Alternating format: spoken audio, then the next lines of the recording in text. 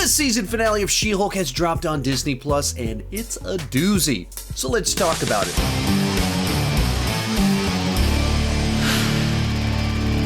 Hi, my name is Sean, and I love to talk about movies and TV way too much. With that in mind, go ahead and join me down below in the comments section. Share your thoughts on the season finale of She-Hulk as well as the season as a whole. This is a spoiler review, so feel free to spoil away down below in the comments. No spoiler warning required. If you haven't watched the episode yet, go watch the episode, then come join us over here, and let's get started. And the finale was a whole lot like the season as a whole for me. There was like a couple episodes where I was like, that's a good idea. There's several more things where I was like, that's kind of fun. And then on a story level, it just absolutely didn't come together. And there's a bunch of jokes that didn't fully land, especially not the way that I think they intended for them to land. And I think so much of it is that they seem so dead set on being clever and subverting expectations and changing things up, that they're more concerned about doing things different than telling a compelling, satisfying story that comes to a resolution. So once again, we get to this finale, and the beginning part to it actually has some nice little elements where it does this homage opening deal that's a parody of the 1970s Bill Bixby show. That was a lot of fun. Loved seeing that. That was like, all right, I'm totally down for this. And then it starts to kind of explore her life after the final scene of last week's episode where she can't be She-Hulk anymore. They do like a big time jump where a whole bunch of things have happened. And then they have to find some way to close out the season. And I said this at the end of last week's episode, and I assumed this going into last week's episode, but there's just not enough time to play out everything that needs to be played out when you only have one episode to resolve all of that.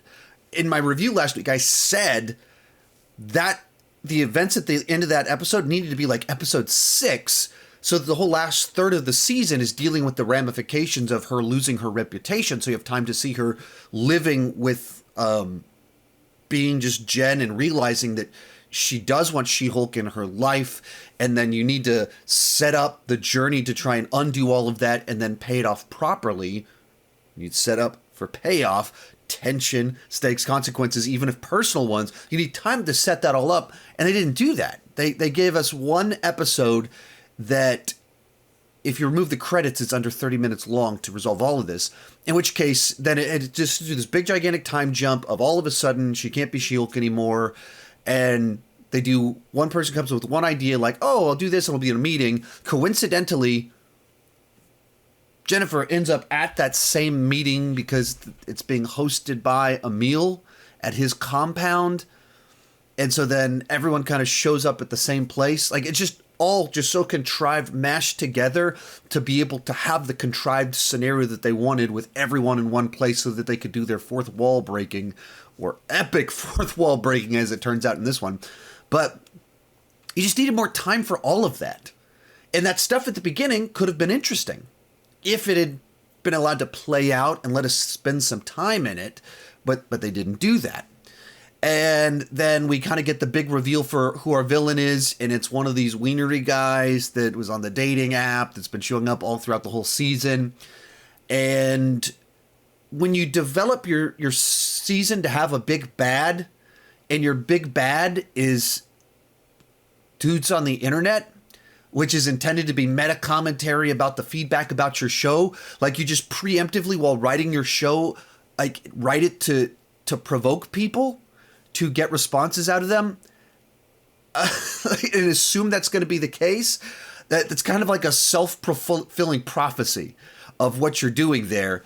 And so it's, instead of like, what's like the most compelling journey that She-Hulk can be on, let's have it be a meta commentary on the comment section that we're going to have while our show is airing. And so you start writing things for the purpose of getting reactions to, like, it's just like a really strange thing to do that's intentionally hostile towards people that at some point in time were fans of the MCU as a franchise. It's certainly a choice. I don't know that it's a good one. And maybe there is something to that it's clever, and there's people that do need to be made fun of, and they do need to be called out, and there's a segment that's absolutely true. But what leaders do in moderation, followers do in excess. And so now you have the leader of the whole thing, the MCU itself, pushing back at trolls in a manner that, hey, if you criticize She-Hulk, it's because you're this. So they do it in moderation. That means followers do it in excess. So if you go on Twitter today, this morning, this episode hasn't even been up 12 hours. You go on Twitter, and you have people saying, like, if you didn't like this episode, it's because you're one of those dudes. Like, that's kind of been the conversation the entire run of this show of, oh, if you don't like it, it's because you're this. Before these episodes had even aired, I put out my, like, initial tweet, and I had people attacking me for, like, they hadn't even seen the episode yet, and they're like, you're all of these things because you didn't like it. That's the flip side of the toxic fandom, and they're feeding it with the way they're behaving with this show. Absolutely, there's the sexist, misogynist, racist, all the people that, whatever you want to call them. Of course, there are people out there that are like that, creating videos in the comment section, things like that. But that's not everyone criticizing the show.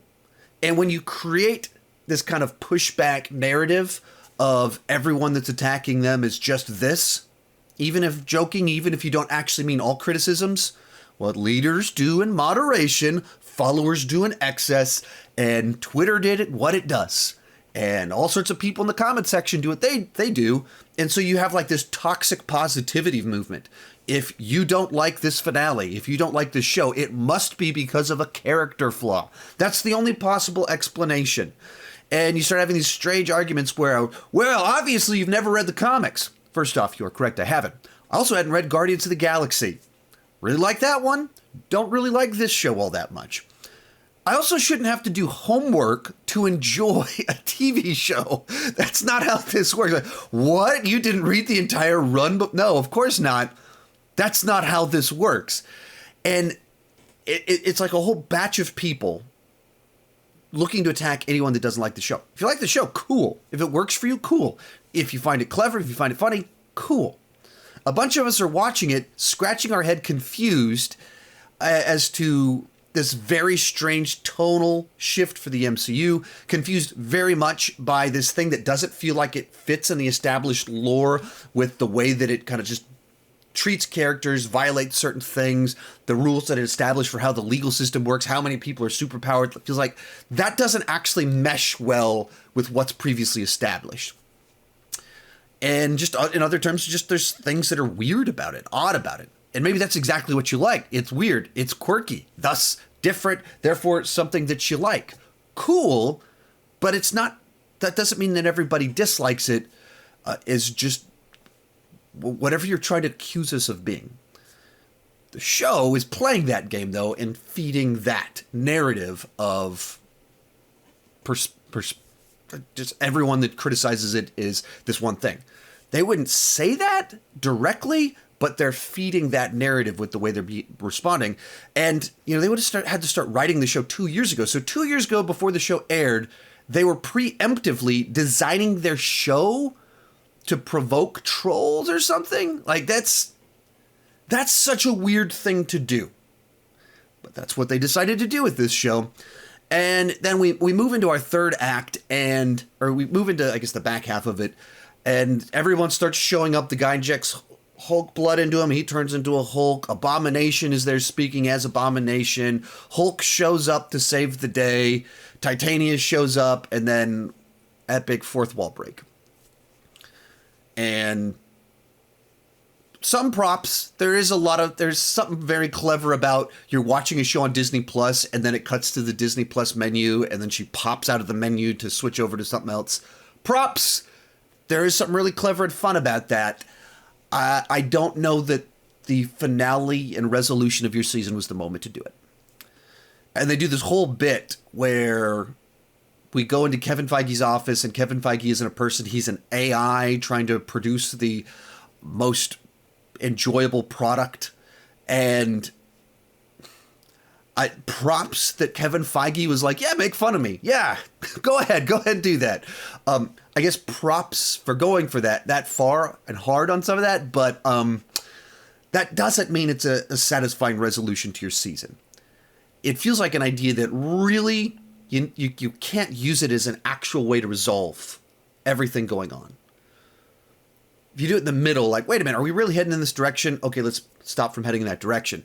When you have a season where all throughout it, there's people like stealing her blood and trying to look into it, her blood, then they steal it. And what was that, at the end of episode 2, episode 3, when they first introduced that idea? So they introduced that as like a mystery running throughout the whole season, super early on. And then to get to the end and like, gotcha, subverted your expectations. We broke the fourth wall, epic style. We are in Kevin Feige's office. He's an AI. And she, because it's a legal drama, she courtrooms her way out of that plot line. Okay, I mean, like, that's ballsy. Like, that is a bold move to do there. It's not a very satisfying resolution, though. Because you just took the little plot threads that you put in there to have a big finale. You did that. Not me, you did it. And then went, no, that's lazy writing. That's so familiar. That's so done.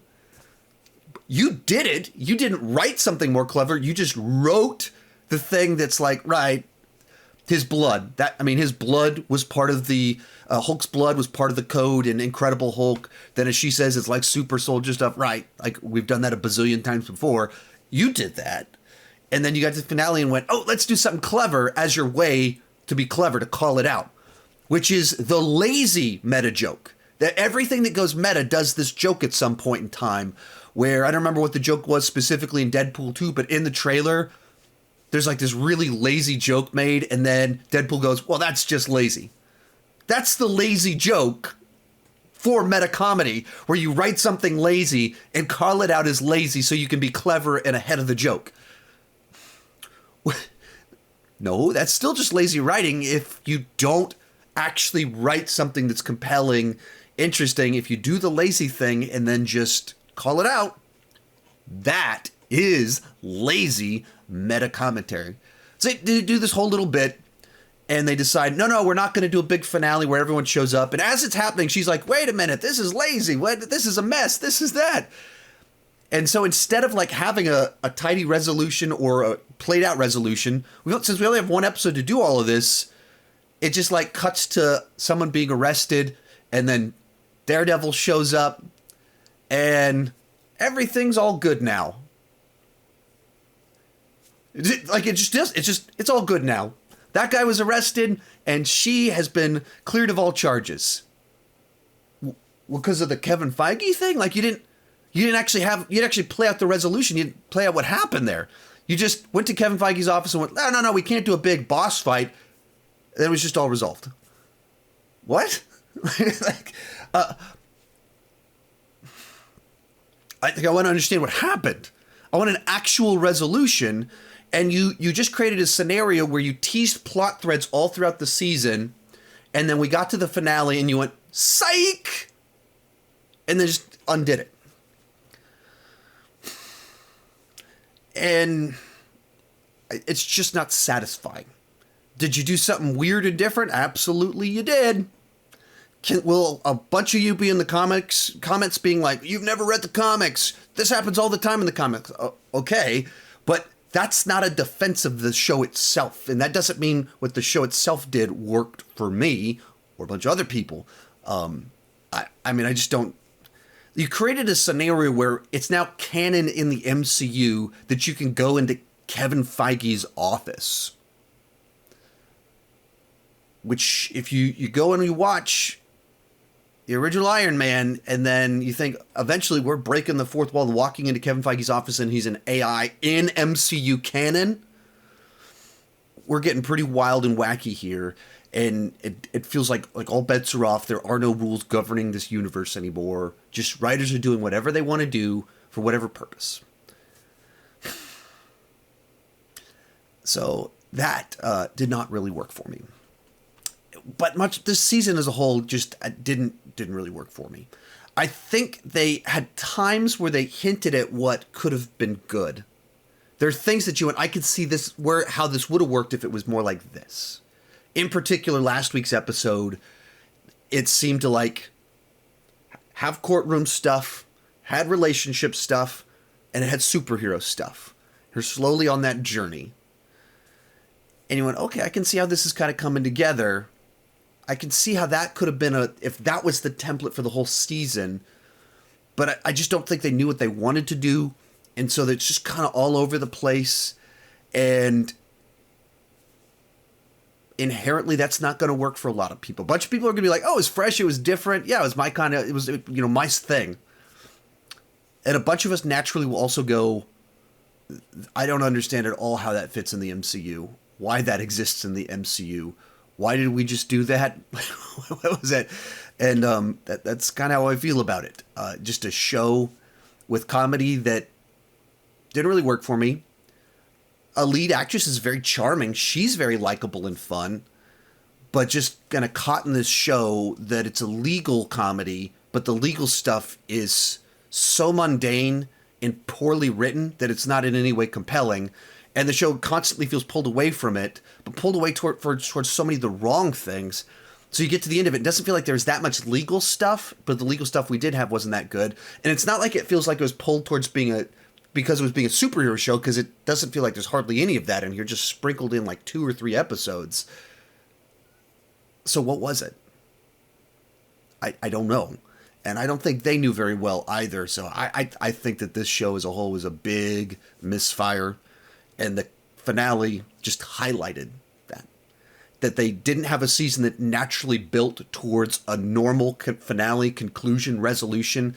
It didn't have enough time to play out its resolution because, like every other one of these shows, they saved everything until the one episode to resolve everything.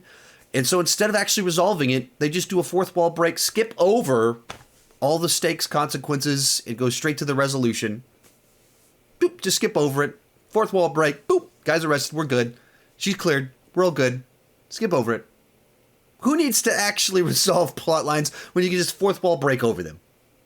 You know. I am not looking forward to the Twitter and comment section responses on this one, because as all along, it's been unpleasant and toxic. And I don't think that this is going to change any of that. It's just going to amplify all. And people keep going back to that argument. They do this all the time in the comics. I just don't know that you can do this one-to-one comparison. First off, there's a million things in the comics that nobody wants to see in the movies. The list of endless of bad ideas that are in the comics. All the great ideas also come from there, but there's a ton of bad ideas too. But more importantly, you're not expected to read every single Marvel comic that's running at a given time. You just pick the runs that you want. And the MCU hasn't really worked like that. And that maybe they're shifting directions, and they can do that, and then maybe that's what we're starting to realize. But for a long time, if you're an MCU fan, you're an MCU fan. There's a lot of us that we've watched everything in the MCU, and it's kind of fallen into a specific category, and we've liked them at varying degrees, but we've all been in this thing where we've liked MCU. And with the Disney Plus shows where they're trying to make things for different demographics and in different genres, that's not the case anymore. It's not the case where you kind of like all of them if you like one. And like I said, you have your favorites and your least favorites, but they're all kind of in this action, sci-fi, blockbusters with comedy category. And then you have a legal sitcom suddenly. That's a big departure. So naturally, it's not going to be for everyone. And that thing where you watch, I like the MCU, so I watch all of it, that stops being the case. But that's what the case always kind of was with the comics. You're not reading all of them. You have the specific ones that you like. So I just don't know that concept of transferring over works if you want to have this cohesive universe where everything's tied together. And maybe that's the thing with the Marvel Cinematic Universe. It is so interconnected where... And even talking about this, we introduce Hulk's son in this. So if you don't watch She-Hulk, a legal comedy, whenever Hulk shows up next and he suddenly has a son that's awfully developed, that's a pretty big deal. But you had to watch She-Hulk. And that's the MCU's been this interconnected universe. And the built-in thought was, if you like this, you'll like all of it. But now they're doing all these different things. So it's like...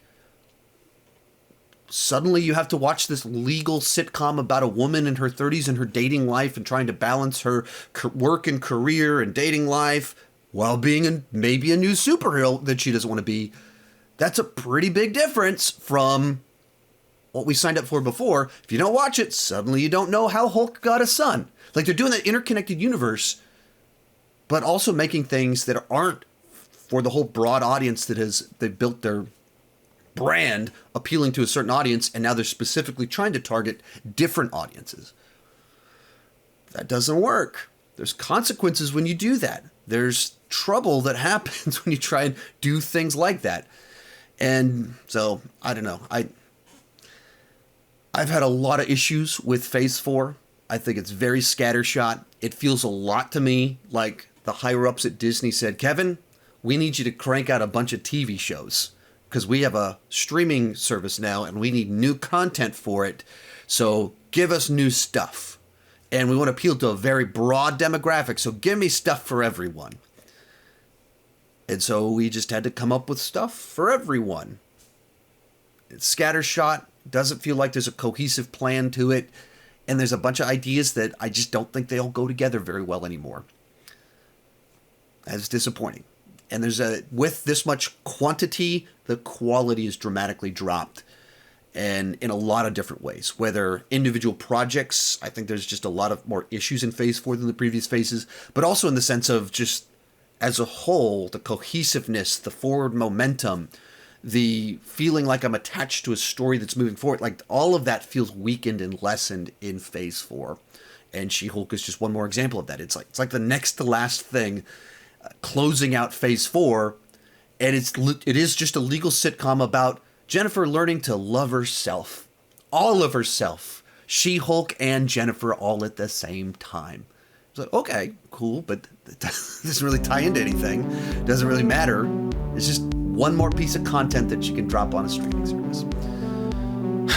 I know a lot of you loved it. I know a lot of you hated it more than I did. People are all over the place over this show. Let me know what you thought down below. And keep talking movies and TV too much. Bye-bye.